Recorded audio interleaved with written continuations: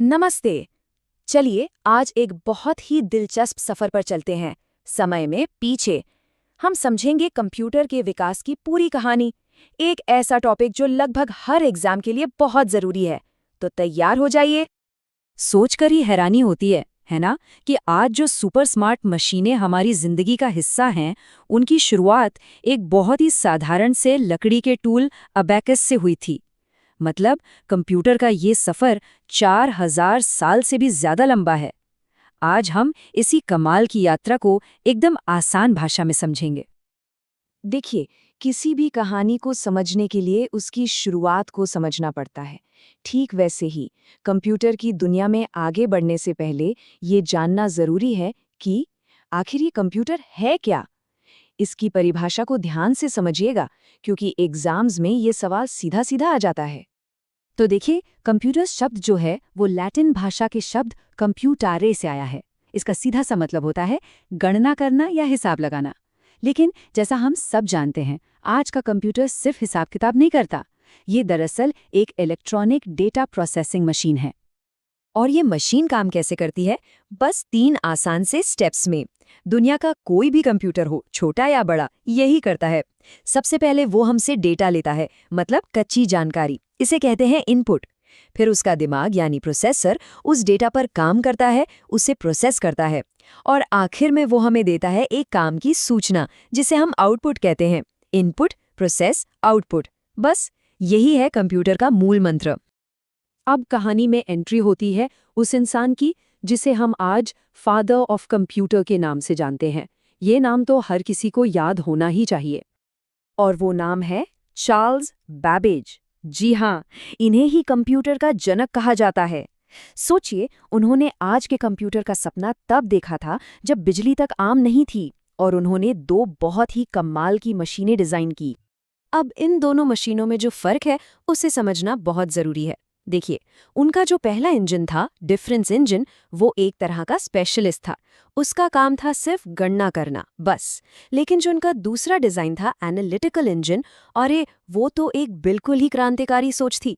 ये दुनिया का पहला ऐसा डिजाइन था जो कोई भी काम कर सकता था, मतलब एक जनरल पर्पस कंप्यूटर। इसी में पहली बार मेमोरी, प्रोसेसर, इनपुट और आउटपुट का कॉन्सेप्ट आया था। कह सकते हैं कि यही आज के हर कंप्यूटर का असली ब्लूप्रिंट है। तो बैबेज के इंजन तो मैकेनिकल थे, और उनसे भी पहले कई और आविष्कार हुए जिन्होंने इलेक्ट्रॉनिक कंप्यूटर के लिए रास्ता तैयार किया। चलिए जरा इस टाइमलाइन पर फटाफट एक नज़र डालते हैं। तो कहानी शुरू होती है अबाकस से, फिर आए नेपियर्स बोन्स और पास्कलाइन जैसे मैकेनिकल कैलकुलेटर। लेकिन इस लिस्ट में जो असली गेम चेंजर था वो था जैक्वार्ड नूम। ये एक कपड़ा बनने की मशीन थी, लेकिन कमाल की बात ये थी कि ये पैटर्न बनाने के लिए पंच कार्ड इस्तेमाल करती थी। मतलब कार्ड्स पर बने छेदों से मशीन को कमांड दिया जाता था। सोचिए जरा, यही तो प्रोग्रामिंग का सबसे पहला आइडिया था। और फिर आई बिजली, और बिजली के आते ही सब कुछ बदल गया। मैकेनिकल युग खत्म हुआ और शुरू हुआ इलेक्ट्रॉनिक युग। ये कहानी का सबसे बड़ा टर्निंग पॉइंट था। इस नई दौर की शुरुआत की हरमन होलेरिथ की टैबुलेटिंग मशीन ने। इसका इस्तेमाल अमेरिका की जनगणना में किया गया था, ताकि डेटा को तेजी से प्रोसेस किया जा सके। और इसके बाद आया मार्क 1, जिसे पहला इलेक्ट्रोमैकेनिकल डिजिटल कंप्यूटर माना जाता है। और यहाँ एक बहुत मजेदार फैक्ट है। ये जो हरमन होलेरिथ थे, इनकी कंपनी का नाम पता है क्या हुआ? यही कंपनी आगे चलकर बनी IBM। जी हाँ, वही IBM जो आज दुनिया की सबसे बड़ी टेक कंपनियों में से एक है। है ना कमाल की बात? अब तक जो भी हमने देखा वो या तो मैकेनिकल था या इलेक्ट्रोमैकेनिकल। लेकिन अब बात करते हैं असली क्रांति की। और वो क्रांति लेकर आया ENIAC, यानी electronic numerical integrator and computer. ये दुनिया का पहला पूरी तरह से इलेक्ट्रॉनिक प्रोग्रामेबल कंप्यूटर था। अब जरा इसके साइज का अंदाजा लगाइए। इसे चलाने के लिए 1-200 नहीं, पूरे 18,000 वैक्यूम ट्यूब्स लगते थे। सोचिए, 18,000। इनमें से एक भी खराब हो जाए तो पूरा का पूरा कंप्यूटर ठप। ये वाकई में एक दानव जैसी मशीन थी। और वजन की बात करें तो इसका वजन था लगभग 30 टन, मतलब कई हाथियों के बराबर। ये एक पूरे बड़े कमरे में आता था। यहीं से समझ आता है कि टेक्नोलॉजी ने कितनी तरक्की कर ली है, उस 30 टन की मशीन से लेकर हमारी जेब में रखे स्मार्टफोन तक। ENIAC ने रास्ता तो दिखा दिया और उसके बाद दो और बड़े नाम आए जो बहुत ज़रूरी हैं। पहला था EDSAC। इसकी खासियत ये थी कि ये प्रोग्राम को अपनी मेमोरी में स्टोर कर सकता था। ये बहुत बड़ी बात थी क्योंकि अब हर बार काम बदलने के लिए तारों को नहीं बदलना पड़ता था। और दूसरा था UNIVAC। ये वो पहला कंप्यूटर था जिसे बाजार में बेचा गया, मतलब ये पहला कमर्शियल कंप्यूटर था। चलिए अब आते हैं इस पूरे टॉपिक के सबसे सबसे ज़रूरी हिस्से पर। यहाँ से सवाल ज़रूर बनते हैं। हम बात करेंगे कंप्यूटर की 5 पीढ़ियों की। इसे एक तरह से अल्टीमेट स्टडी गाइड समझिए और बहुत ध्यान से सुनिए। तो हर पीढ़ी की पहचान उसकी टेक्नोलॉजी से होती है।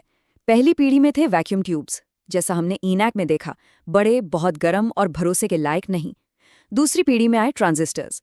इन्होंने वैक्यूम ट्यूब को रिप्लेस किया। नतीजा, कंप्यूटर छोटे, तेज और कहीं ज्यादा भरोसेमंद हो गए। तीसरी पीढ़ी में आई असली क्रांति, इंटीग्रेटेड सर्किट यानी आईसीज। अब हजारों ट्रांजिस्टर एक छोटी सी चिप पर समा गए। चौथी पीढ़ी में ये चिप और पावरफुल हो गई और बन गई माइक्रो प्रोसेसर, मतलब पूरा का पूरा CPU एक अकेली चिप पर। इसी की वजह से पर्सनल कंप्यूटर यानी PCs का जन्म हुआ। और पांचवी पीढ़ी, ये वो दौर है जिसमें हम आज जी रहे हैं, आर्टिफिशियल इंटेलिजेंस और सुपर कंप्यूटिंग का जमाना। तो ये थी अबैकस से लेकर आज के सुपर कंप्यूटर तक की कहानी। चलिए अब इस पूरे सफर को समेटते हैं और थोड़ा भविष्य के बारे में सोचते हैं। तो ये 4000 साल का सफर, ये असल में इंसान की सोच और उसकी जिज्ञासा की कहानी है। कैसे हमने गिनने वाले एक मामूली से टूल से शुरुआत की और आज एक ऐसी दुनिया बना दी जहां मशीनें खुद ब खुद सीख सकती हैं। तो अबैकस से आर्टिफिशियल इंटेलिजेंस तक का सफर तो हमने देख लिया, पर एक बात तो पक्की है, ये कहानी यहाँ खत्म नहीं हुई है। टेक्नोलॉजी तो कभी रुकती नहीं। तो सवाल यही है कि आगे क्या, वो अगला बड़ा आविष्कार क्या होगा जो हमारी दुनिया को एक बार फिर से बदल कर रख देगा। इस सवाल के साथ मैं आपको छोड़े जाता हूँ, सोचिएगा जरूर।